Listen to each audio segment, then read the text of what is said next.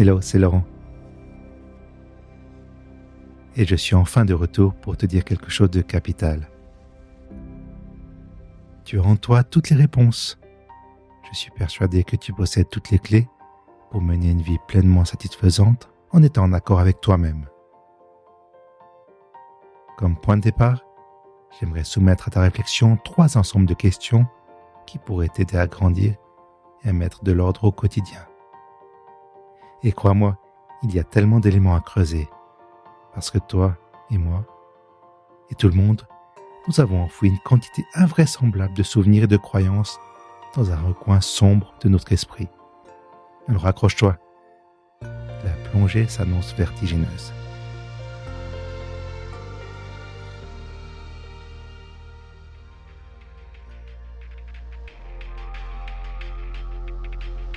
Bienvenue dans Puissante Panoplie, l'émission qui explore les instruments pour naviguer sereinement dans les océans numériques.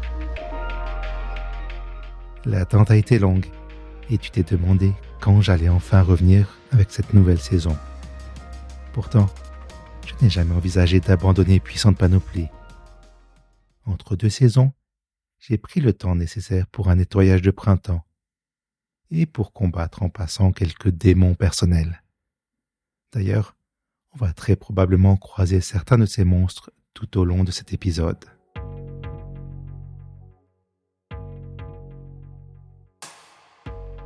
Je vois cette saison 4 comme celle de la maturité, et son point fort devrait être sa cohérence.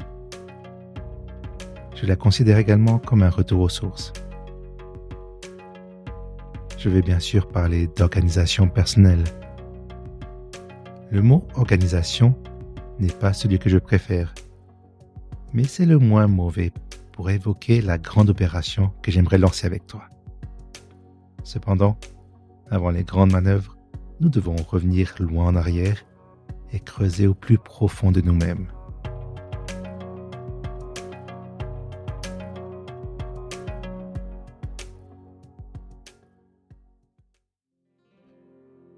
Dans l'épisode 5 de Puissant Chantier, qui est l'une de mes autres émissions, j'aborde le thème des valeurs. Aujourd'hui, ce sont précisément les valeurs qui vont nous servir à démarrer notre réflexion. Avant tout, pour préparer le terrain, que sont les valeurs ? Que représentent-elles ? Selon un article de l'auteur Nir Eyal, les valeurs sont les attributs de la personne que tu veux être. Parmi mes valeurs, je pourrais citer la gentillesse, l'humilité ou encore le courage. Ces valeurs font partie de moi-même et on ne peut pas me les enlever. Si on me les prenait, je ne serais plus moi-même. Cela signifie qu'il ne faut pas confondre une valeur avec quelque chose auquel on fait attention. L'argent n'est pas une valeur, car on peut le voler, mais l'honnêteté ou la générosité sont des valeurs. Toujours d'après le même article, l'auteur estime qu'il y a 20 valeurs courantes. Au-delà, je dirais qu'on parle plutôt d'aspiration.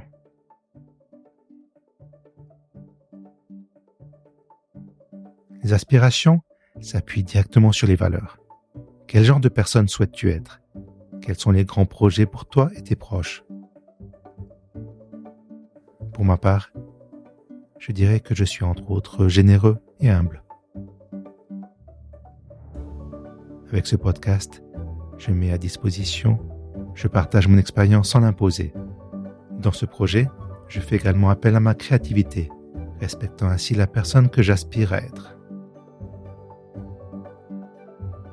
Et toi, maintenant que tu commences à dégager quelques valeurs, quelles sont tes aspirations ? Qui veux-tu être ? Quels sont les projets fondamentaux qui vont guider ta vie ? Oui, je t'avais prévenu, c'est un travail éprouvant sur nous-mêmes. Il nous pousse à nous regarder en face et à nous interroger sur la manière dont nous menons notre vie.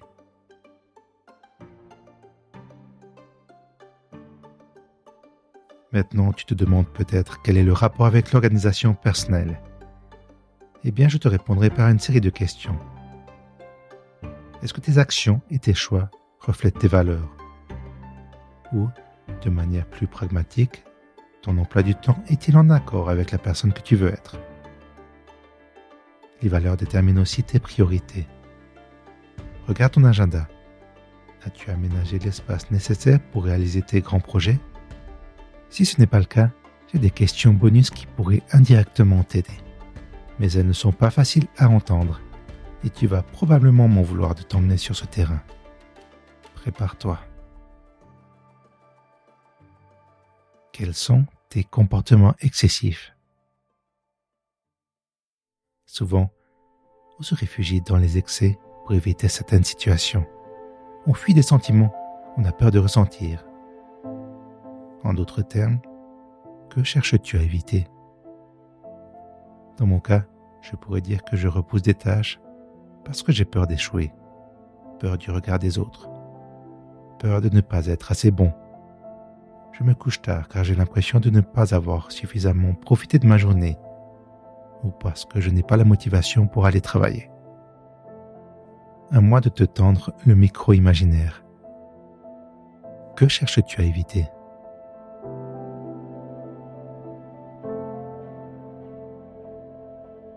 Je suis d'accord, c'est une question difficile et je te rassure, tu peux garder ta réponse pour toi-même.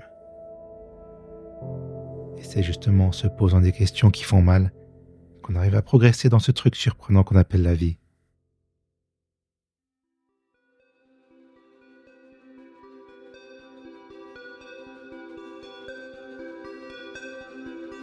Merci de m'avoir écouté.